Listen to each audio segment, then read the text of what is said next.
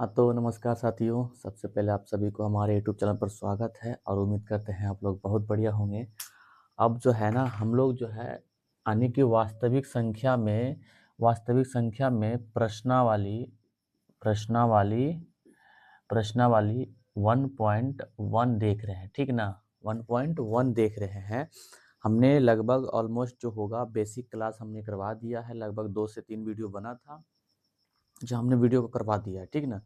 जो अभी हम लोग देखने वाले हैं प्रश्नावली 1.1 में कहा गया है क्या कि निम्नलिखित संख्याओं का एचसीएफ ज्ञात करने के लिए यूक्लिड विभाजन एल्गोरिथ्म का प्रयोग करना है जी। ये चीज़ कहा गया है। क्या आपको ये मैथ बनाने आता है जी? है ना? क्या यह क्या आपसे ये बनेगा? देखिए, तो अगर नहीं बनता है तो आप जो है ना मेरे साथ रहकर सीख लेंगे, ठीक ना? कैसे क्या होगा हम लोग देखते हैं प्रश्न में कि एक दिया गया है रोमन संख्या 1 में कि 135 और 225 दिया गया। इसको कहा कि यूक्लिड विभाजन एल्गोरिथ्म का प्रयोग करना है। तो इसका एक सूत्र आता है। सूत्र क्या होता है कि सूत्र होता है ना कि भाज्य बराबर होता है भाजक, गुना होता है भागफल ना, और प्लस होता है शेषफल। यही होता है इसका बनाने का नियम, ठीक है? तो अगर आपको हम कह दें तो भाजक को हम ए कहते हैं, ठीक ना? भाजक को ए कहते हैं, सॉरी भाज्य को ए कहते हैं, भाजक को हम बी कहते हैं, भागफल को हम क्यू कहते हैं और शेषफल को आर कहते हैं जी, ठीक ना? तो इसको हम इस फॉर्म में दर्शा लेते हैं तो ए बराबर बी क्यू प्लस के आर, ये हो गया इसका फॉर्मूला। अब इसी के आधार पर जो है ना यूक्लिड विभाजन एल्गोरिथ्म का हम लोग प्रयोग करने वाले हैं, ठीक है? तो यहाँ पे जो दिया गया है तो सबसे पहले बड़ी संख्या को a मान लेंगे और छोटी संख्या को हम b मान कर चलेंगे, ठीक? तो बड़ी संख्या क्या है इसमें से सबसे पहले आपको ना मानना पड़ेगा कि माना कि a बराबर 225 और b बराबर 135, b बराबर 135। अच्छा, क्या कहा है कि यूक्लिड विभाजन एल्गोरिथ्म का विधि से या प्रयोग करें। तो हम लोग नीचे लिख देंगे पहले कि यूक्लिड विभाजन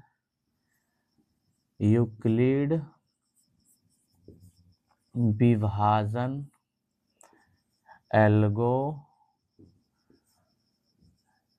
विधि से।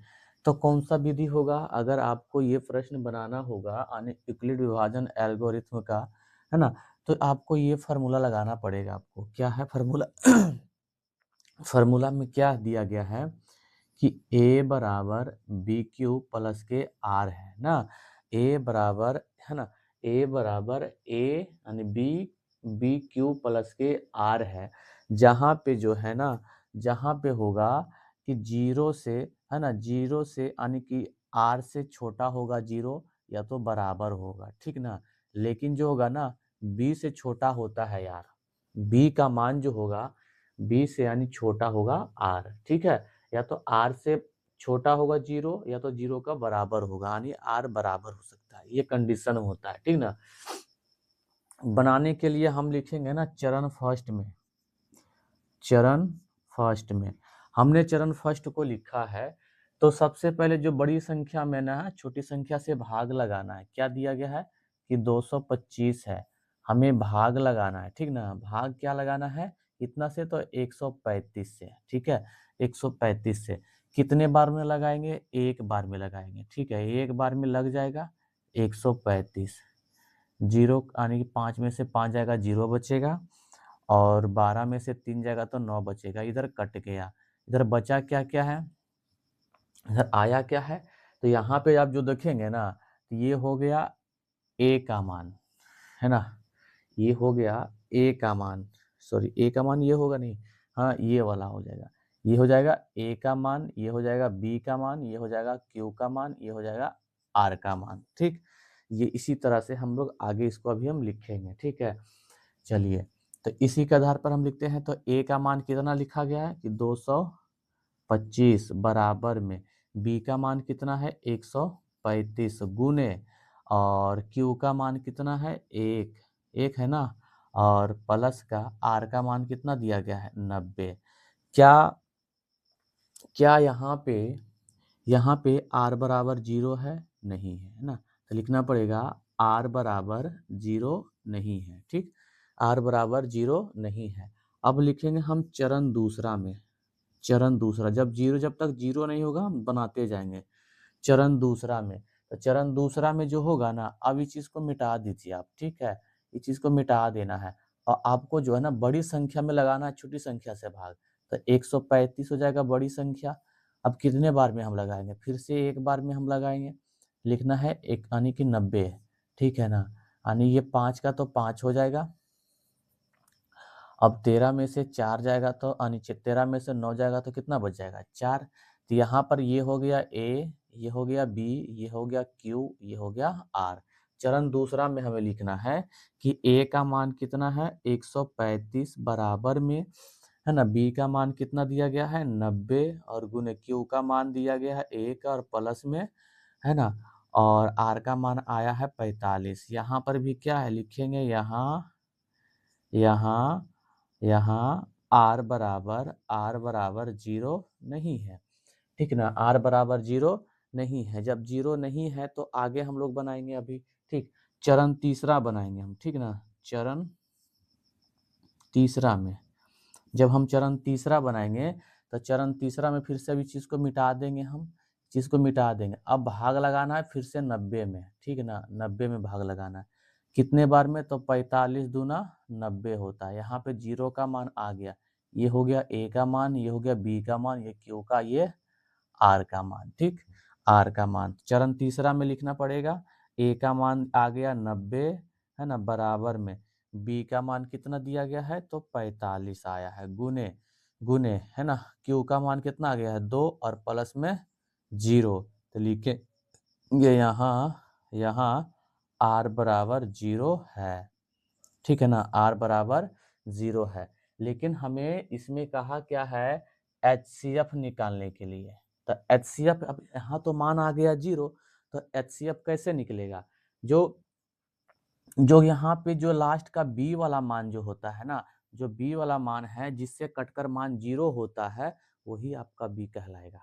ठीक है ना, वही आपका क्या कहलाएगा? बी कहलाएगा। तो हम कह सकते हैं ना, इसीलिए HCF बराबर कितना हो जाएगा 45। HCF बराबर 45। ठीक है ना, HCF बराबर 45। क्या आपको प्रश्न समझ में आया? क्या आपको कोई दिक्कत है? अगर कोई दिक्कत होगा भाई मेरे, तो आप लोग कमेंट कीजिएगा। ठीक है ना, कमेंट बॉक्स में आप लोग कमेंट करके अपने राय को बताना है कि सर जी हाँ हमें समझ में आ गया। अगर समझ में आया है भाई तो कमेंट में ना एस करके लिखिएगा ना, ठीक है, कि एस कर कीजिएगा। अब हम लोग दूसरा प्रश्न को हल करेंगे। इसी तरीका से सबको करना है, समझ गए ना? इसी तरीका से आइए हम लोग दूसरा प्रश्न को हल करेंगे।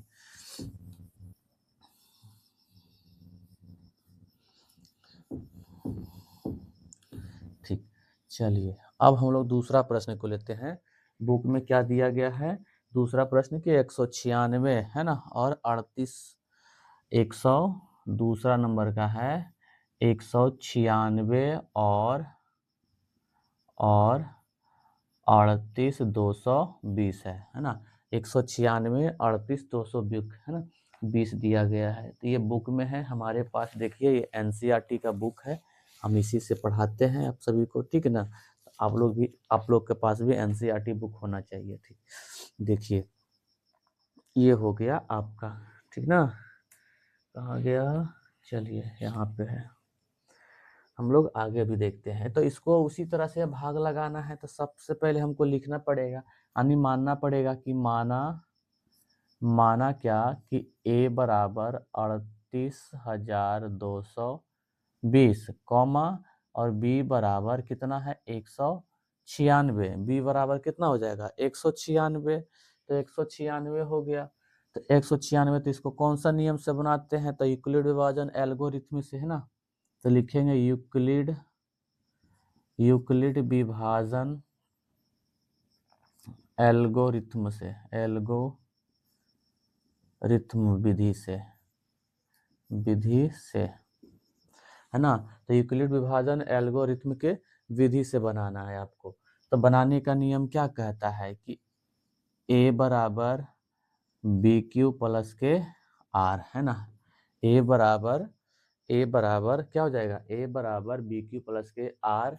जहां लिखना पड़ता है, जहां है ना, जहां क्या होता है, 0 आर से छोटा होता है ना, या बराबर होता है, और बी से छोटा होता है आर, ठीक है ना, बी से छोटा होता है आर, ये चीज होता है। अब देखिए हम लिखते हैं चरण फर्स्ट में, ठीक है ना, चरण फर्स्ट। चलिए चरण फर्स्ट में तो सबसे पहले इसको भाग लगा देना है आपको, ठीक ना। भाग लगाना है 38,220 में, ठीक है ना, 196 में। क्या कितने बार हम भाग लगाएंगे कि ये कटेगा, हम कितने बार में भाग लगाएंगे जो कट जाएगा, लेकिन 0 आना चाहिए। तो सबसे पहले अगर हम इसको ना एक बार में लगाते हैं तो एक बार में कितना हो जाएगा, 196। 12 में से 6 जाएगा तो 6 बचेगा, ये बच गया 7। 7 इधर से बाकी ले लेंगे, हो जाएगा 17। 17 में से 9 जाएगा तो बचेगा 8, ये बच गया 2, यानी कि 1 बचा। तो ये अभी कम पड़ जा रहा है, ये ज़्यादा हो जा रहा है, नहीं। तो इसको हम क्या, क्योंकि यहाँ पर भी अभी संख्या बच रही है, क्योंकि अगर यहाँ से बिल्कुल कट जाता तो हम इस संख्या को यहाँ से भाग लगा देते, लेकिन कटा नहीं है। तो इस संख्या को ना हम फिर से एक संख्या को उतार देंगे, हम यहाँ से एक संख्या को हमने उतारा है। अब जो हो गया ये 1800 है ना, 62 हो गया। 1800 कितना हो गया, 62 हुआ है। जब 1862 कितने बार में हम लगाएंगे, जो इतना आना चाहिए। अगर हम इसको कितने बार में, 9, हाँ, अगर हम इसको 9 बार में लगाते हैं तो देखिए 9 छक्का कितना हो जाता है, 54 ना, 9 छक्का 54, और 9 नवा 81, 81 और 54 कितना हो जाता है, 86 का 6, हाथ में कितना बच गया, हाथ में कितना बच गया आपका, हाथ में आपका कितना बचा है ना, 8 बचा है। तो 9 और 1 में गुना करेंगे 9, और 9 8 कितना हो जाएगा, 17। 9 8 17। अब इसको घटा लीजिए, 12 में से 4 जाएगा तो 8 बचेगा, 12 में से है ना 4 जाएगा तो 8 बचेगा, ये इधर जाएगा, है ना, इसको इधर ले लेंगे, कितना हो जाएगा, तो हो जाएगा 15। 15 में से 6 जाएगा तो 9 बचेगा, ये 7 7 कट गया, 1 1 कट गया, इधर बचा कितना, 98। अब भाग लगाना है इसको 196 में, 196 में, ठीक ना। कितने बार में लगेगा, है ना, कितने बार में लगेगा, कितने बार में लग जाएगा। अभी अगर हम इसको लगाना नहीं चाहते हैं, अच्छा एक बार अभी और लगेगा ना ये, अच्छा यहाँ पे अभी 0 बच रहा है, 980 हो रहा है। तो अब हम इसको अगर हम 5 से लगा देते हैं तो क्या होगा, 6 पचे 30 के 0, हाथ में 3 शेष बचा, 9 पचे 45 और 3 कितना हो जाएगा, 48। 48 हो जाएगा ना, 48 हो जाएगा। 5 और 1 कम 5, 5 4 कितना हो जाएगा, 9। देखो ये कंडीशन में अब आ गया 0, है ना, अब आ गया है 0। तो अच्छा, तो इसमें से जो पूछा गया है कि एचसीएफ का मान कौन होगा, जो सब संख्या को 0 कर देता है लास्ट में, वही इसका एचसीएफ कहलाएगा, ठीक ना। तो ये चरण एक ही में बन गया है, क्योंकि देखिए ये हो जाएगा ए का मान, ये हो जाएगा बी का मान, ये हो जाएगा क्यू का मान, ये हो गया आर का मान। तो चरण एक में ही बन गया। चरण एक में क्या लिखेंगे, तो 38,220 बराबर में बी का मान दिया गया 196, क्यू का मान आ गया 195, और प्लस आर का मान आ गया 0, है ना। तो हम कहेंगे यहाँ आर बराबर 0 हो गया। तो इसीलिए है ना एच सी एफ बराबर 196 आंसर है। आप लोग अपना बुक में मिला लीजिएगा, ठीक ना, 196 आंसर होगा इसका, ठीक। क्या आपको समझ में आ गया, है ना। तो अगर समझ में आया है तो हम लोग तीसरे नंबर प्रश्न को हल करते हैं जी। आगे हम लोग तीसरे नंबर प्रश्न को हल करते हैं। चलिए अब हम जो तीसरे नंबर प्रश्न क्या दिया गया है कि 867 है और 255 है। तीसरा नंबर में 867 और 255, तो यहाँ पर भी उसी तरह से बनेगा जो पहले हम बताए हैं, है ना। कैसे बनेगा ध्यान दीजिएगा, ठीक है ना। तो आपको आप सबसे पहले यहाँ पे मानना पड़ता है कि माना कि a बराबर बड़ी संख्या को लिखना है और b बराबर इसकी छोटी संख्या होती है। बनाना है कौन सा नियम, यूक्लिड विभाजन, यूक्लिड विभाजन एल्गोरिथम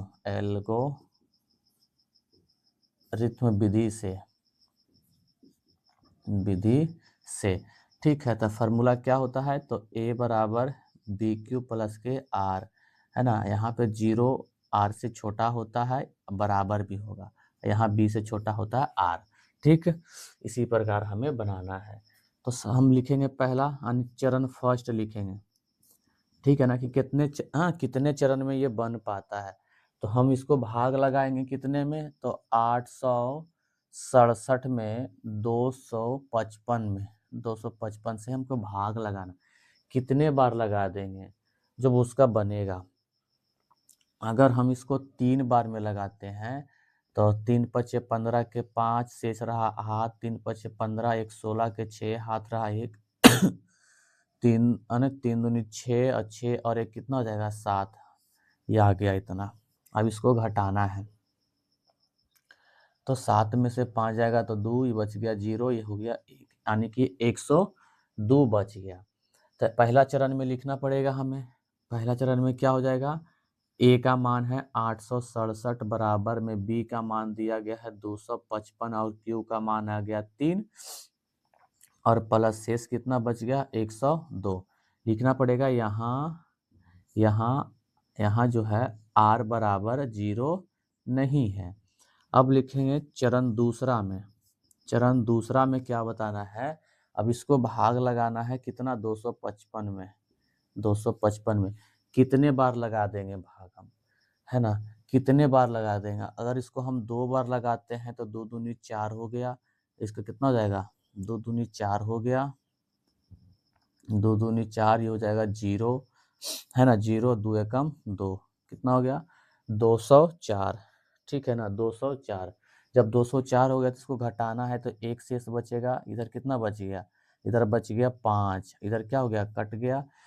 अब चरण दूसरा में जो है 255 बराबर में 102 गुने 2 गुने प्लस ना, प्लस कितना 51। यहाँ पर भी क्या है, यहाँ पर भी r बराबर 0 नहीं है।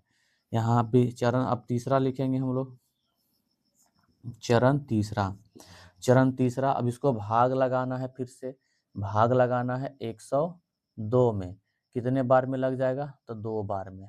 तो ये है ना 51 दूना कितना होता है, 51 दूना होता है 102।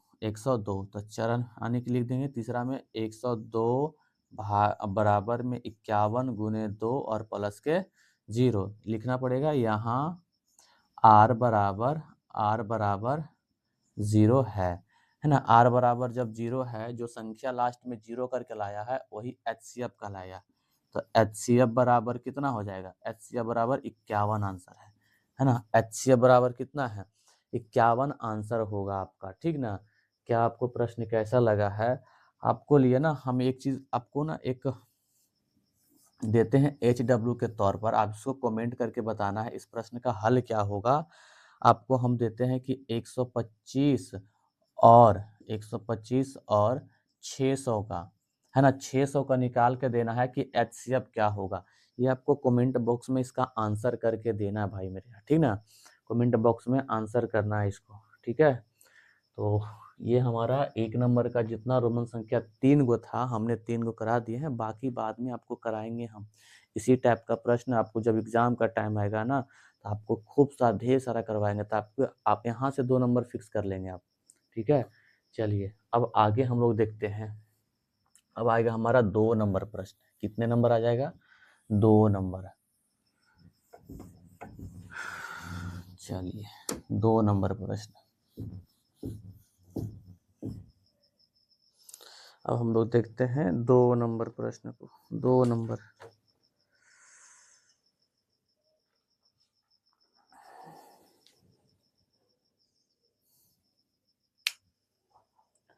देखिए 2 नंबर में क्या कहा है कि दर्शाइए कि कोई भी धनात्मक, है ना, विषम पूर्णांक 6q प्लस 1 या 6q प्लस 3 और या तो 6q प्लस 5 के रूप में होता है। तो जहाँ q को, है ना, q कोई पूर्णांक है, ये कहा गया है प्रश्न में।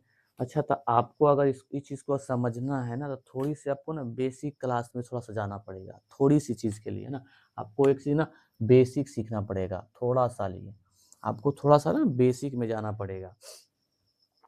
क्या हम, अगर हम 9 को कहते हैं कि 9 को हम कैसे लिख सकते हैं, 9 को हम कैसे लिख सकते हैं, क्या इसको हम 6 गुने 1 और प्लस का हम 3 लिख सकते हैं क्या? कहेंगे सर आप लिख सकते हैं, है ना। आप इसको यानी कि 9 को हम 6 गुने 1 प्लस का हम 3 लिख सकते हैं क्या? तो इसी प्रकार हम 6, है ना, 6 यानी 6q और प्लस का 3 भी तो लिख सकते हैं। कहेंगे सर हाँ बिल्कुल लिख सकते हैं। अब इसी प्रकार अगर आपको हम कह दें कि आप इसको ना 3 को आप कैसे लिख सकते हैं, 3 को आप कैसे लिख सकते हैं, अगर आपको हम 3 लिखने के लिए कहें तो 3 को आप कैसे लिख सकते हैं?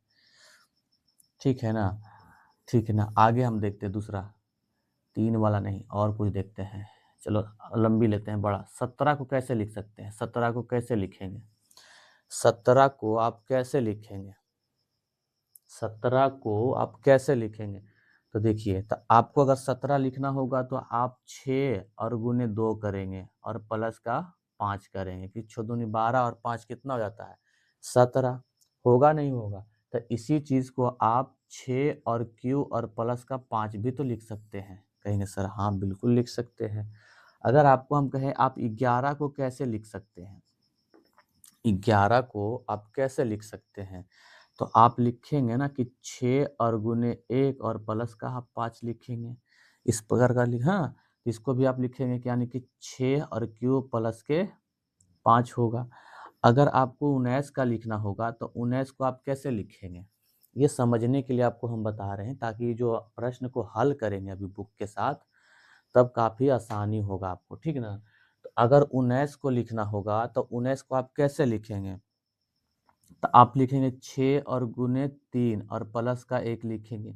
अच्छा ऐसे काहे लिखेंगे, क्योंकि देखो 6 तिया 18 और 1 कितना हो जाता है 19, तो 6q प्लस का क्या हो जाएगा 1। क्या आपको इस प्रकार का बन पाएगा? क्या आपको इस प्रकार का बन पाएगा? जो अभी आपको 2 नंबर बनाना है, क्या ये मैथ 2 नंबर बन पाएगा आपसे? कहेंगे सर बनेगा, क्यों नहीं बनेगा, देखते हैं आगे चलकर, ठीक ना। आगे अभी हम लोग देखते हैं कि ये बनता है कि नहीं बनता है।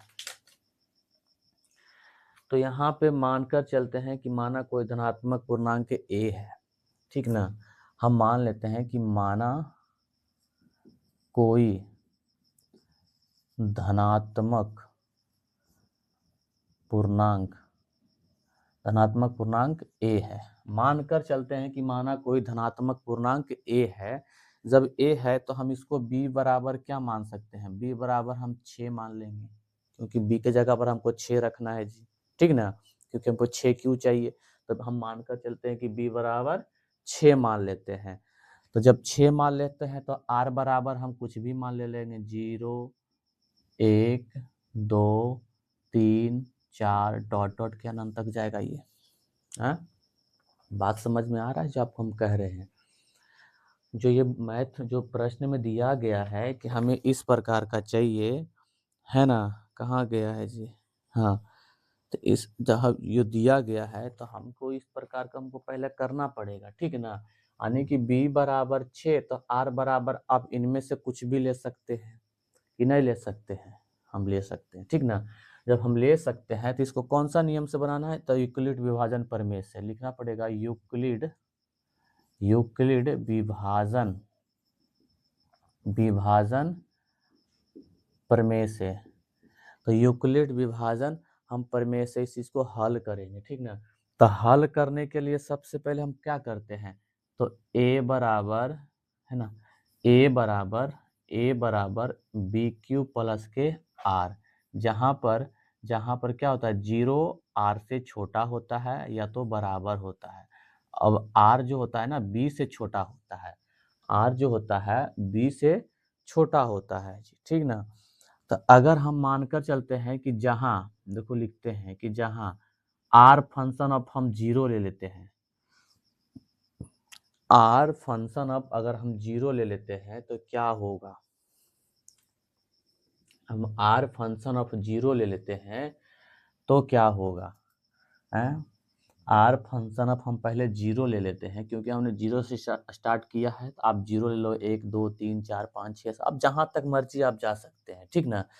तो अगर हम r फंक्शन ऑफ 0 लेते हैं तो क्या बनेगा, तो हमको बनाने के लिए इस फार्मूला का यूज करना पड़ेगा। तो लिखेंगे a बराबर में b का मान क्या दिया गया है 6, तो 6 और गुने क्या लिखेंगे q, और प्लस में r का मान क्या माने हैं 0, इसका क्या बनकर आएगा, आप बता सकते हैं क्या इसका क्या बनेगा।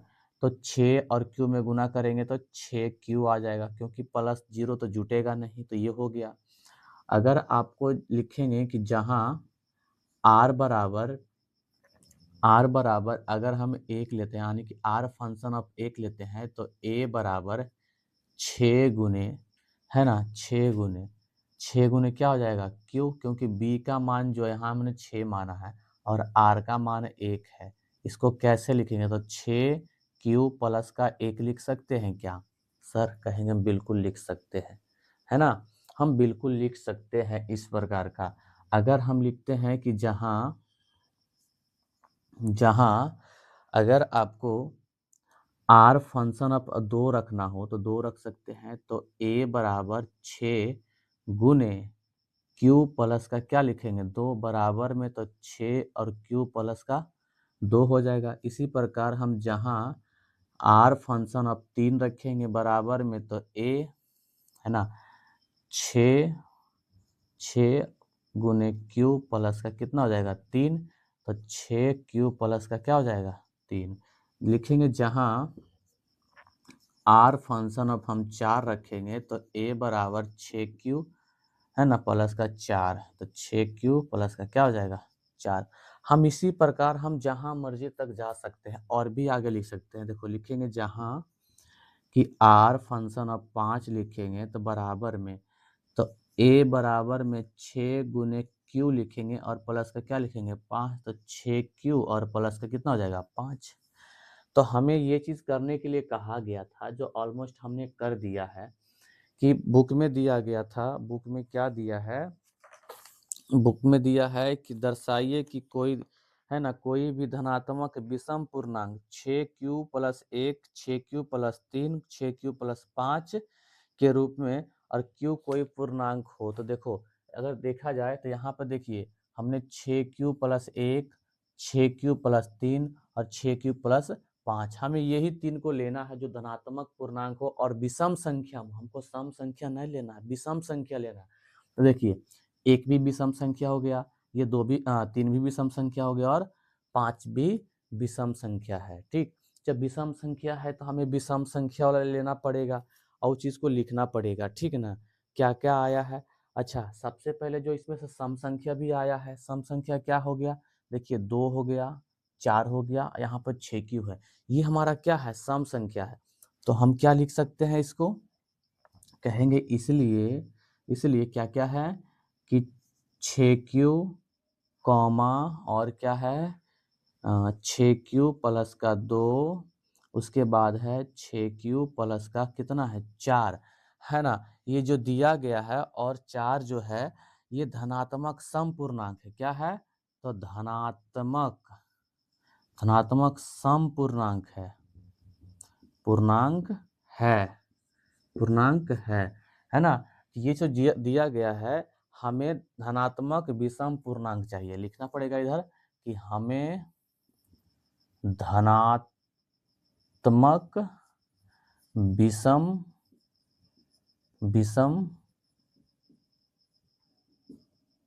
पूर्णांक चाहिए ना। तो हमें धनात्मक विषम पूर्णांक चाहिए, तो धनात्मक विषम पूर्णांक कौन कौन हो गया, देखो 6q प्लस का 1, 6q प्लस का 3 और 6q प्लस का क्या दिया गया 5, ठीक ना। तो लिख देंगे यहाँ पर, इसीलिए क्या लिखेंगे 6q प्लस का 1 कॉमा 6q प्लस का 3 और क्या है कि 6q प्लस का 5, 6q प्लस का 5 जो है ना ये दिया गया है, ये कोई धनात्मक विषम पूर्णांक होगा, ये है ना, या तो यह कोई लिख सकते हैं कोई धनात्मक विषम पूर्णांक होगा, ठीक ना, विषम पूर्णांक होगा। ये रहा दूसरा नंबर का आंसर, ठीक है, दूसरा नंबर का आंसर रहा। क्या आपको समझ में आया भाई? थोड़ा सा दिक्कत होगा, जब आप इसको एक दो बार जब इसको कर लेंगे ना, देख लेंगे ना, तो आपको भी बनाना आ जाएगा, ठीक है ना, आपको बनाने के लिए भी आ जाएगा, ठीक है, आपको भी बनाने के लिए आ जाएगा, ठीक। अब हम लोग चलते हैं तीसरे नंबर प्रश्न पे, ठीक है। तीसरा नंबर प्रश्न क्या कहा है, तो तीसरे नंबर पे हम लोग चलते हैं।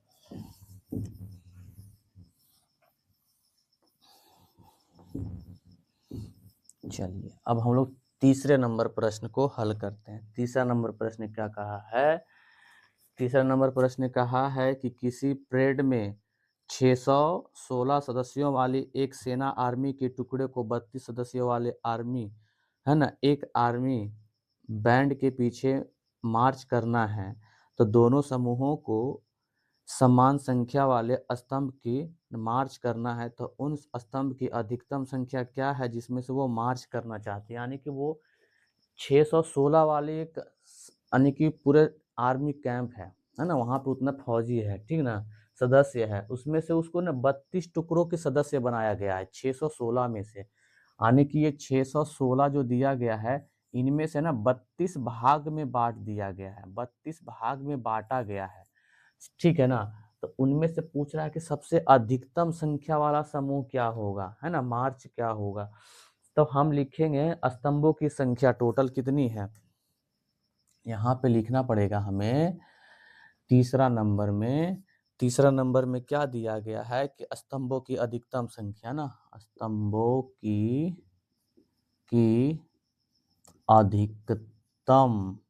अधिकतम संख्या क्या था कि 616 और 32 है ना, यही दिया गया किताब में, बुक में दिया गया है 616 और 32 है, ठीक। चलिए का मौसा ज्ञात करना है, मौसा, ठीक ना। तो इसको बनाने के लिए हम लोग यूक्लिड विभाजन एल्गोरिथ्म का हम लोग प्रयोग करें जो हम पहले बनाते थे, ठीक ना। तो लिखना पड़ेगा यहाँ पे क्या, यहाँ पे यूक्लिड विभाजन, तो हम इसमें से मानकर चलेंगे पहला, ठीक ना। हम माना a बराबर 616 और b बराबर कितना हो जाएगा 32, तो लिखेंगे यूक्लिड विभाजन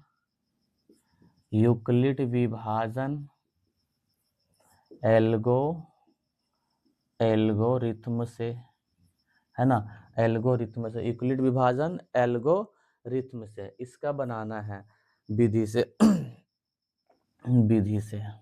ठीक है ना, विधि से। तब बनाने के लिए हमें क्या करना पड़ता है, तो बनाने के लिए हमको फार्मूला पता है, क्या पता है कि a बराबर होता है बी क्यू प्लस के r होता है, जहाँ पे r है ना जीरो से बड़ा होता है r, और r ना 0 और r बराबर होता है, लेकिन b से छोटा होता है यार, है ना, b से क्या होता है, छोटा होता है यार। तो अब इस चीज को भाग लगाना है, तो हम सबसे पहले लिखेंगे चरण फर्स्ट में भाग लगाना है 616 में, तो 616 भागा लगाना है 32 से, कितने बार में लगा देंगे, है ना, कितने बार में लगेगा, एक बार में या दो बार में, कितने बार में हम लगाएंगे इसको। सबसे पहले अगर कटना होगा तो कट जाएगा, ठीक है ना, नहीं कटना होगा तो कोई बात नहीं है। अगर इसको हम कटाना चाहते कितने बार में कटेगा, सबसे पहले बताइए ना, कितने बार में भाग लग जाएगा।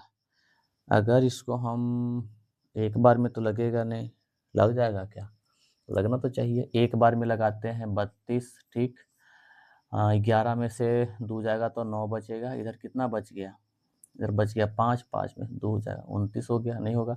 यहाँ से 6 उतारना है, ठीक है ना, 6 उतारना है। उसके बाद अगर हम देखा जाए तो कितने बार में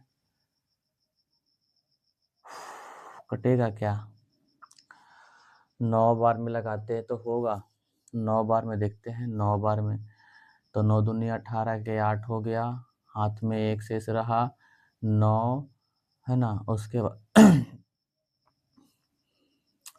उसके बाद 9 तिया कितना हो जाएगा 27, 27 और 1 कितना हो जाएगा 28, 2 शेष बच गया इधर, यानी कि 16, सॉरी 16 कितना जाएगा रे, ज़्यादा नहीं हो रहा है ना। तो 9 यानी कि 16 में से 8 जाएगा तो इधर 8 बचेगा, ये बच गया, इधर कट गया, इधर भी कट गया इधर से। अब भाग लगाना है 32 में, ठीक ना, कितने बार में, तो 8 चौका 32, 8 चौका 32 हो जाएगा, कितना शेष बच गया 0। तो एक इसका जो लिखाएगा एक चरण लिखाएगा ना, एक ही चरण लिखाएगा। तो चरण फर्स्ट में क्या लिखना है कि 1606 यानी कि 616 बराबर में 32 और गुने 32 और गुने, है ना, 32 गुने कितना हो जाएगा 19, 19 और प्लस में कितना आ गया है, प्लस में इसका 0 आया है क्या, 0 आया है ना, बिल्कुल। लेकिन अगर देखा जाए तो हम जो भाग लगा रहे हैं इसका क्या आ गया है 0, इसको देखा जाए तो अभी क्या है ये 32 है, क्योंकि अभी यहाँ से 8 जो है, 8 जो इसको बाद हम करने वाले हैं, तो इसका जो शेषफल बच गया था ना, क्योंकि यहाँ से इसको हम लाए हैं तो इसको भाग लगा रहे हैं, तो इसका शेषफल जो हो जाएगा ना 32 हो जाएगा, ठीक ना। कितना आ जाएगा, 0 आना चाहिए, ठीक है ना। 1 सेकेंड रुक जाना, 1 सेकेंड, 1 सेकेंड।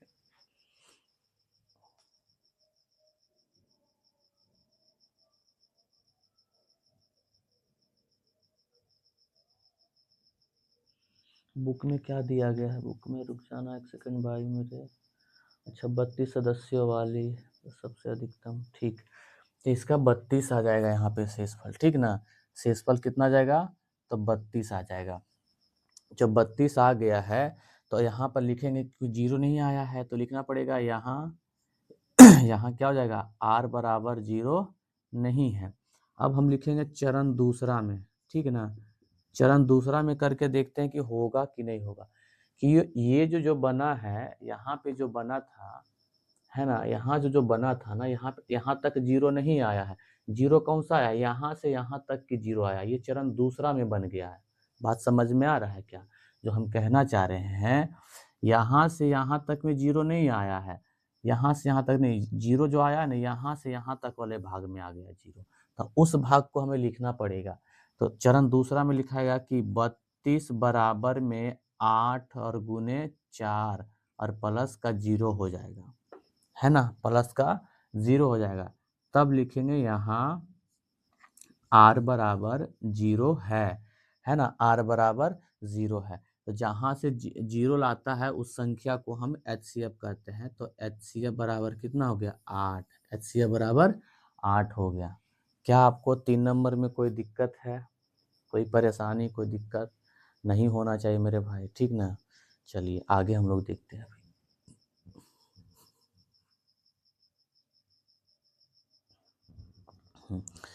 देखिए आगे हम लोग देखते हैं अभी, ठीक है। 4 नंबर का प्रश्न अभी हल करते हैं। वीडियो का डायरेक्शन जा है ना, जो काफ़ी तेज़ी से, मतलब लगभग 40 मिनट हो चुका है, अगर तेज़ी से नहीं करेंगे तो वो भी हो जाएगा ज़्यादा टाइम। देखो फिर 4 नंबर में कहा है कि यूक्लिड विभाजन प्रमेय का प्रयोग करके दर्शाइए कि किसी भी धनात्मक पूर्णांक का वर्ग किसी पूर्णांक m के लिए और 3m या 3m+1 के रूप में लिखने के लिए कहा गया है। तो हम इसको लिख लेंगे, तो हम मान लेंगे कोई धनात्मक पूर्णांक क्या हो जाएगा a हो जाएगा, ठीक ना। 4 नंबर प्रश्न है कि माना कोई धनात्मक पूर्णांक क्या हो जाएगा a, तो माना कोई धनात्मक पूर्णांक a हो गया, ठीक है, माना कोई धनात्मक पूर्णांक a हो गया, तो हमने मान लिया है। तो इसमें से जो कहा है ना 3m कहा है, 3m का है, यानी कि हमको 3 का उसमें से 6q था, सेम मैथ है एकदम बिल्कुल, जो उसको बनाया है ना इसी तरह हम इसको भी बना लेंगे, ठीक।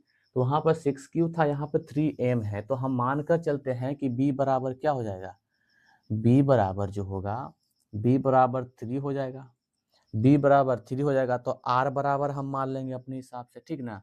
तो r बराबर क्या मान लेंगे, 0 1 2 3 डॉट डॉट लिख देंगे, ठीक ना।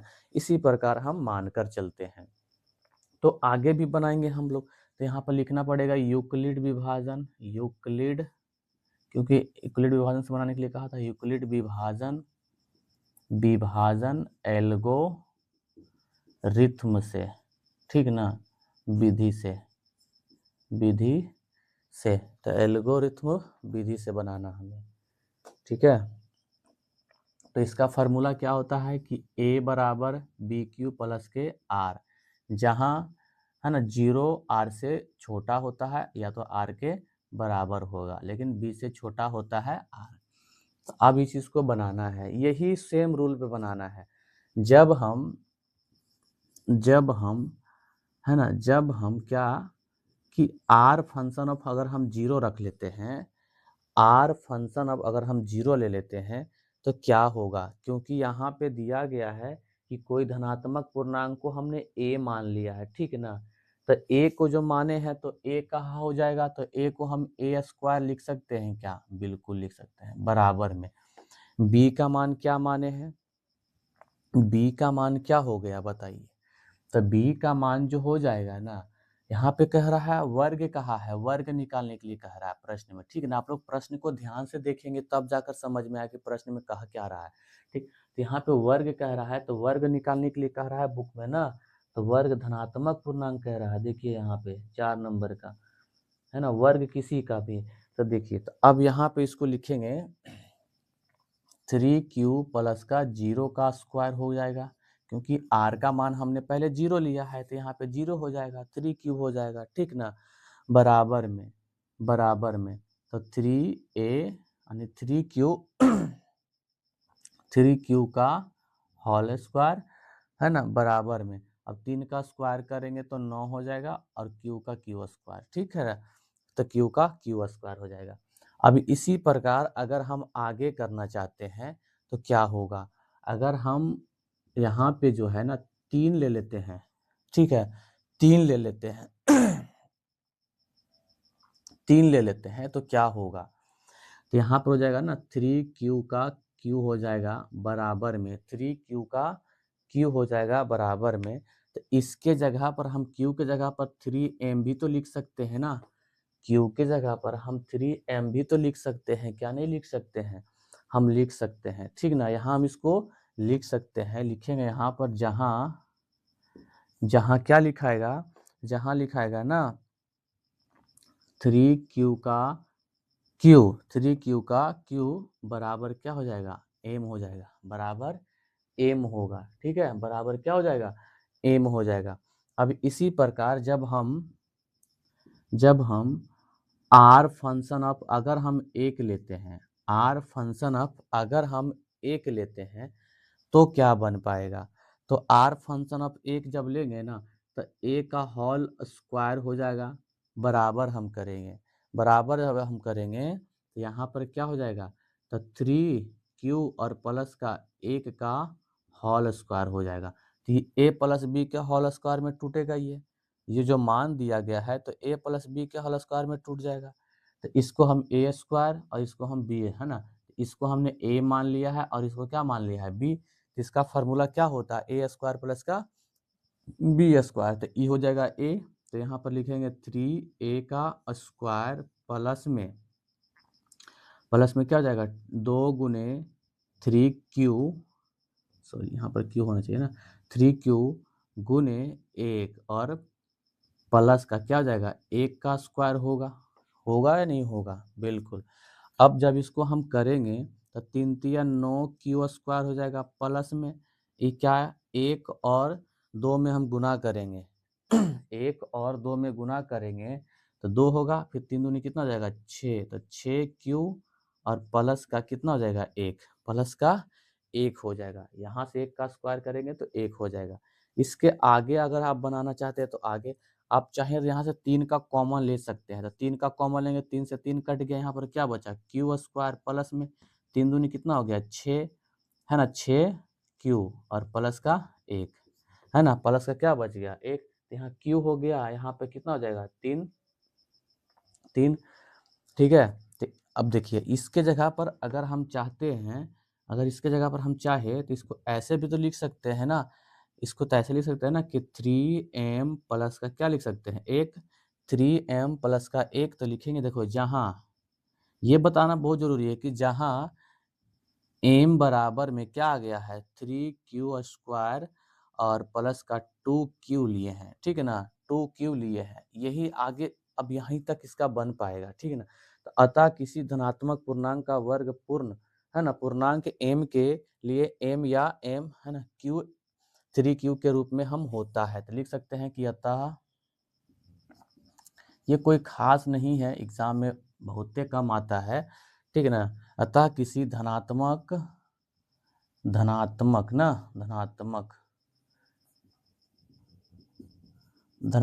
पूर्णांक यानी कि धनात्मक पूर्णांक का वर्ग